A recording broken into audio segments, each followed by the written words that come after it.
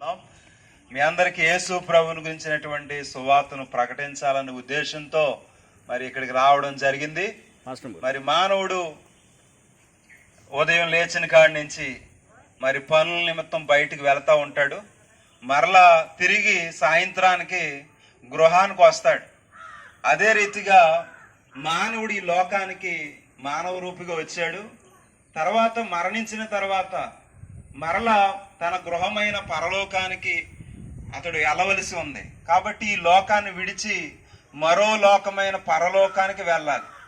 మరి ఆ పరలోకం వెళ్ళాలంటే పరిశుద్ధ గ్రంథం ఏం చెప్తుందంటే, యేసు ప్రభువు వారు ఈ విధంగా సెలవిచ్చారు, నేనే మార్గమును సత్యమును జీవమును, నా ద్వారా తప్ప ఎవడను తండ్రి యొద్దకు రాడని యేసు ప్రభువు వారు చెప్పారు. కాబట్టి ఈ లోకం మరి ముగించిన తర్వాత మరో లోకమైన పరలోకానికి వెళ్ళాలంటే యేసు ప్రభునందు మనం విశ్వాసం ఉంచాలి.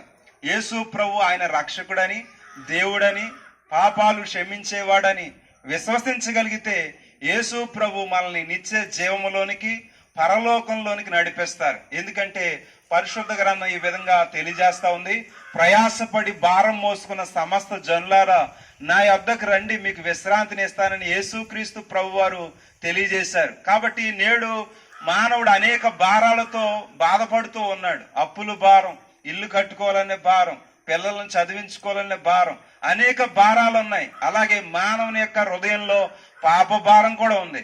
ఆ పాప భారాన్ని యేసు ప్రభు తీసివేయడానికి ఈ లోకానికి వచ్చి మానవ జాతి కొరకు ఆయన కలవరశిలో మరణించి సమాధి చేయబడి 3వ దినాన మృత్యుంజయుడిగా ఆయన తిరిగి లేచారు. కాబట్టి యేసు ప్రభువుని నమ్ముకునే ద్వారా మాకేంటండి లాభం అని మీరు అడిగినట్లయితే, యేసు ప్రభువుని నమ్ముకుంటే మన పాపాలు క్షమించబడతా ఉన్నాయి. యేసు ప్రభువుని నమ్ముకుంటే మనకు మోక్షం ముక్తి దక్కుతుంది. యేసు ప్రభువుని నమ్ముకుంటే మనము నిత్య జీవానికి పరలోక రాజ్యానికి వారసులుగా చేయబడతా ఉన్నాం. కాబట్టి యేసు ప్రభు మానవులందరినీ ప్రేమిస్తా ఉన్నాడు. ఆయన మరి కుల మతాలకు అతీతమైనటువంటి దేవుడు. ఆయన అందరినీ ప్రేమిస్తా ఉన్నాడు, నిన్ను కూడా ప్రేమిస్తా ఉన్నాడు. అందుకనే ఈ సువార్తను నీకు వినిపించాలని మమ్మల్ని అందరినీ మీ మధ్యకు నడిపించాడు. కాబట్టి యేసు ప్రభునందు విశ్వాసం ఉంచండి, మనలో ఉన్న పాపాన్ని ఆయన తీసివేస్తాడు. ఎందుకంటే పరిశుద్ధ గ్రంథం ఈ విధంగా తెలియజేస్తుంది, యేసు రక్తము ప్రతి పాపము నుండి మనల్ని పవిత్రులుగా చేయనని పరిశుద్ధ గ్రంథంలో రాయబడి ఉంది. కాబట్టి మానవుని యొక్క పాపం పోవాలన్నా పరలోకం దక్కాలన్నా యేసు ప్రభు ద్వారా మాత్రమే అనే విషయాన్ని పరిశుద్ధ గ్రంథమైన బైబిల్ తెలియజేస్తా ఉంది. కాబట్టి ఇప్పటి వరకు అనేక ప్రయత్నాలు చేసి అలిసిపోయిన స్థితిలో ఉన్నట్లయితే యేసు ప్రభు నిన్ను పిలుస్తా ఉన్నాడు. యేసు ప్రభు దగ్గరికి వస్తే ఆయన నిన్ను రక్షిస్తాడు.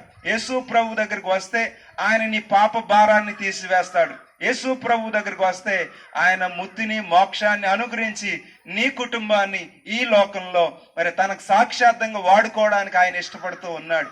కాబట్టి అయితే నేను ఏం చేయాలని మీరు అడిగినట్లయితే, మీరున్న స్థలంలోనే యేసు ప్రభువా నువ్వు దేవుడు అని రక్షకుడు అని విన్నాను, నా హృదయంలోనికి రండి, నా పాప భారాన్ని తీసివేయండి అని ఒక చిన్న ప్రార్థన చేస్తే చాలు, యేసు ప్రభు నీ హృదయంలోనికి వస్తారు.